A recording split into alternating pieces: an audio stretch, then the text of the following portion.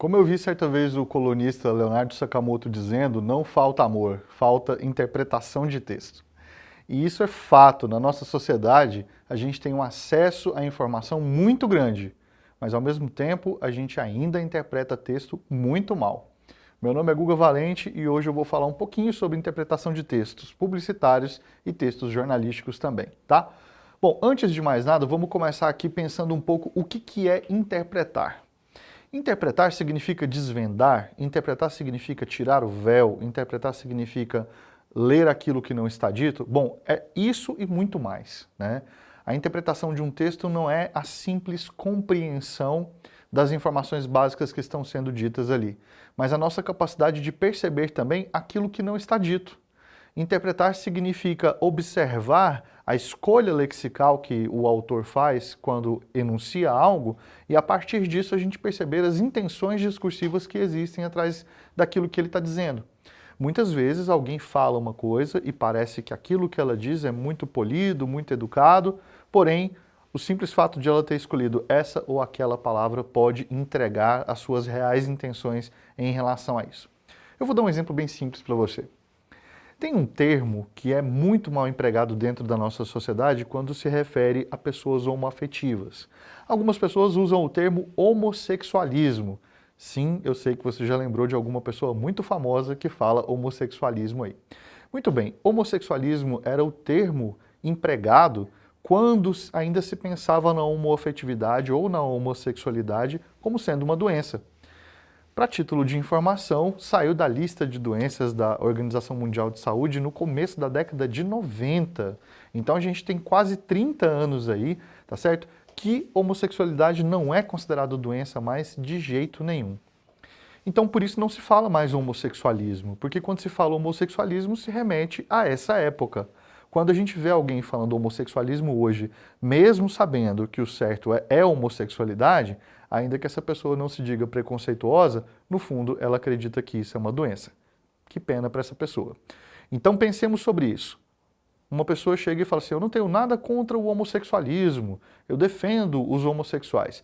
Ora, se a pessoa disse, eu não tenho nada contra o homossexualismo, por mais que ela esteja dizendo, e o que a gente possa interpretar assim diretamente, objetivamente, seja, ela não é contra as pessoas que são gays, no fundo ela está dizendo homossexualismo que remete a uma doença. Ela pode até não ter nada contra as pessoas que são gays, mas acredita que aquilo que essas pessoas passam, que essa orientação sexual que elas têm, definem-as como pessoas que são doentes. E a gente sabe que não é isso. Então, interpretar texto não é só olhar na superfície dos significados, mas tentar entender também que, às vezes, uma palavra colocada de determinada maneira vai fazer a gente compreender outras ideias que não estavam ali na superfície.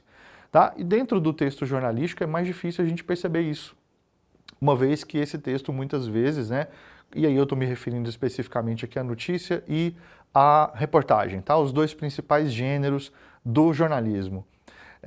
Não é muito claro para a gente assim, perceber essas intencionalidades assim, de modo bater o olho e entendeu, né? Não é tão simples assim.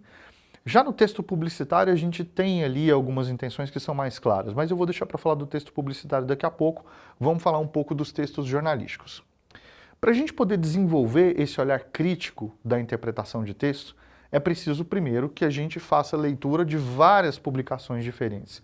Como a gente sabe, existem algumas publicações que são mais progressistas, outras publicações são mais conservadoras, algumas delas são mais centro-direita, outras são mais centro-esquerda. Você vai ter algumas publicações que são inclusive de extrema esquerda, enquanto há outras que são de extrema direita. Então a gente tem que tentar fazer o máximo de leituras possíveis. Eu sei que quando a gente está dentro de um espectro desses, né, da política, por exemplo, do pensamento político, às vezes é difícil a gente sair do nosso espectro e ir até o extremo, do outro lado, né? Então, se uma pessoa é de extrema direita, ela vai ter muita dificuldade de ler aquilo que a extrema esquerda produz. Da mesma forma, uma pessoa que é da extrema esquerda também vai ter dificuldade de chegar até aquilo que a extrema direita pensa e coloca e escreve, né? Então a gente tem que ter cuidado para não deixar que os nossos preconceitos e as nossas ideias sobre, por exemplo, política, não turvem os nossos olhos e não nos deixem ver esses extremos e esses lugares. É preciso que a gente tenha uma leitura bastante eclética, bastante variada. E por que eu estou falando que a gente tem que fazer esse tipo de sacrifício? Porque eu sei que é um sacrifício, às vezes, ler uma coisa que a gente acha completamente absurda. Mas por que a gente tem que fazer esse sacrifício? Porque isso vai auxiliar na nossa capacidade de interpretação. Isso vai ampliar o nosso entendimento sobre como esses textos são produzidos. Às vezes, no lugar onde a gente está, os textos não são produzidos daquela forma. Mas em outros contextos, os textos são produzidos de outras maneiras. Então, entender como os textos são produzidos e onde eles ocorrem e qual o efeito deles diante dos leitores, né, para os leitores, faz com que a nossa capacidade de interpretação aumente.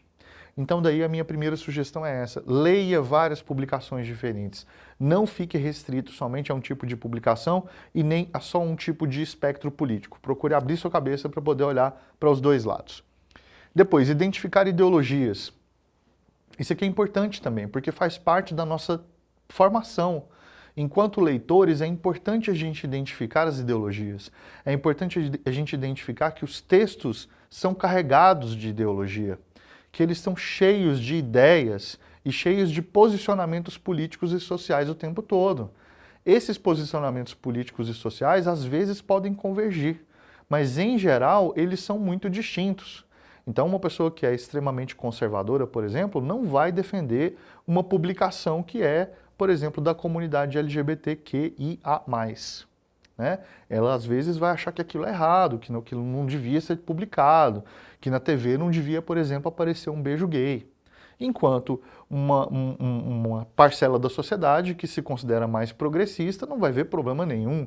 Afinal de contas, duas pessoas gays se beijando é como uma pessoa hétero e outra pessoa hétero se beijando, não tem problema. Né? Não há problema no carinho, não há problema no amor. Né? Para algumas pessoas, dependendo do tipo de amor, há problema. Então, você vai ver que esses debates são muito acalorados dentro da nossa sociedade. Identificar essas ideologias faz com que você consiga ampliar a sua capacidade de leitura. Então, daí a importância de a gente também fazer isso diante dos textos jornalísticos, né? E, por fim, sintetizar informações. Nós temos que ser capazes de acabar de ler uma reportagem e pensar em poucas palavras sobre o que essa reportagem fala. Qual o ponto mais alto? Qual o clímax dessa reportagem? Qual o ponto mais importante aqui?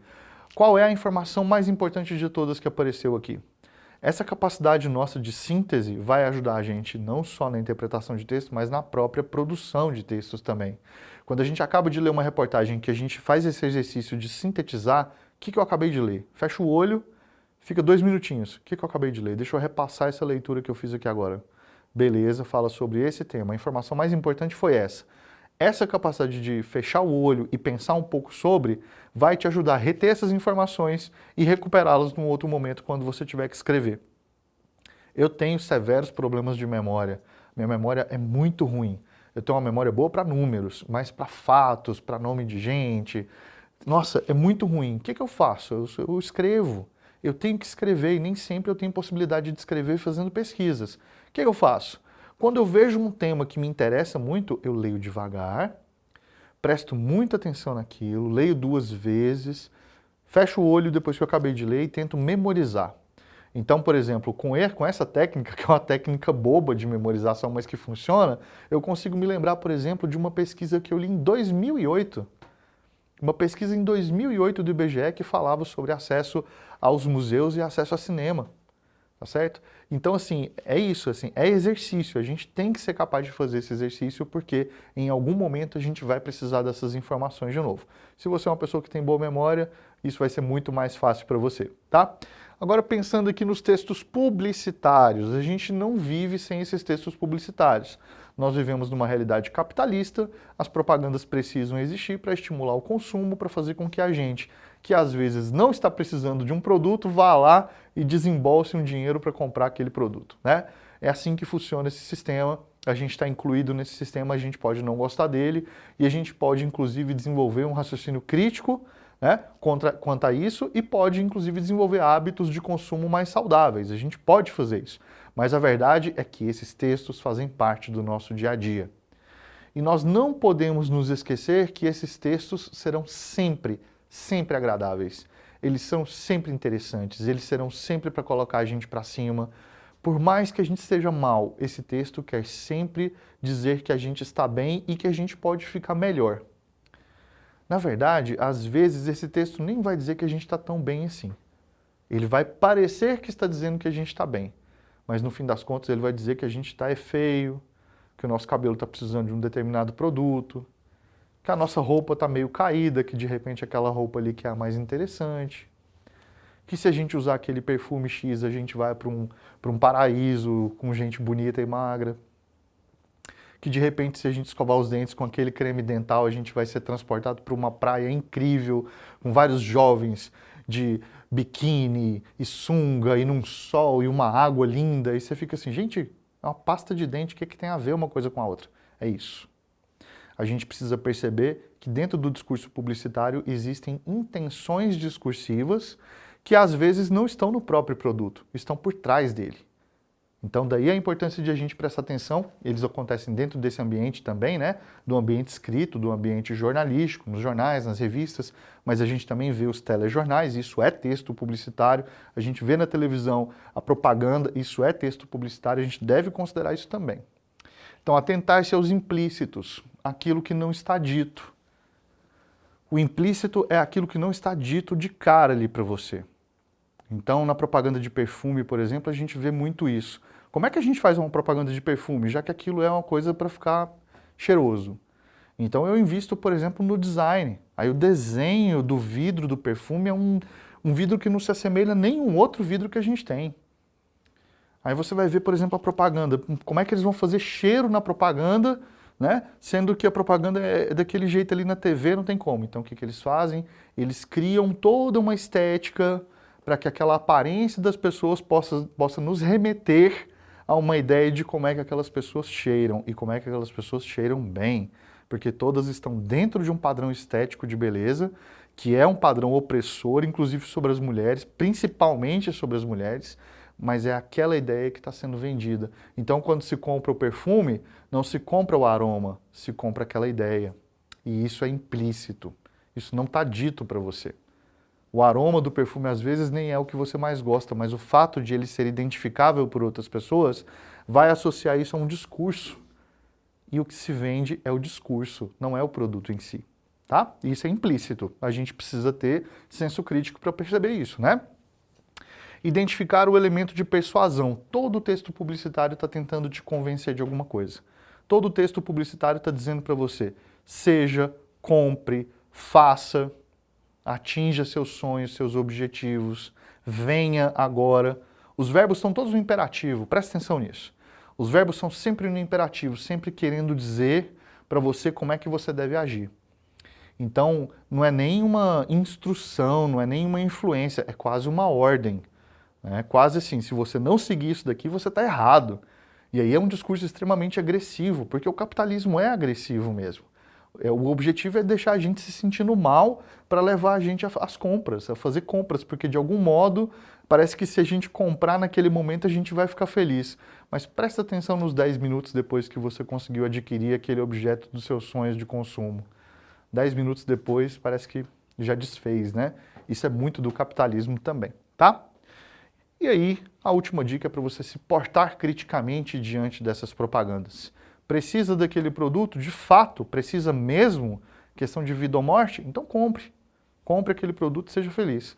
Mas se for um genérico, se for uma coisa supérflua, se for uma coisa que não vai contribuir em nada para a sua vida, só para deixar você mais pobre, com menos grana, pensa duas vezes, às vezes não vale a pena comprar. Então essa aqui foi a aula sobre interpretação de textos jornalísticos e textos publicitários. Falamos um pouquinho sobre as características de cada um desses textos e como esses textos podem te ajudar, essa interpretação pode te ajudar a escrever melhor. Eu vou saindo fora. Valeu e até a próxima.